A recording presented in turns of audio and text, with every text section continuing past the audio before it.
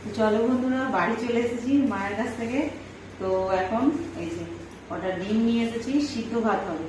ডিম সিদ্ধ দিয়ে আজকে এখন আলু সিদ্ধ দিয়ে সিদ্ধ ভাত বানাবো। আর এই যে পাখিদের জন্য একটু ভুট্টা নিয়ে চলে এসেছি। ওরাও কদিন ছোলা সিদ্ধ মানে ছোলা ভেজানো খেয়েছে, তো তার জন্য এখন ওদের জন্য ভুট্টা নিয়ে চলে এসেছি। আর আমারও একটুখানি প্রিয় জিনিস নিয়ে চলে এলাম, সেটা হচ্ছে এই যে ছোলা মাখা।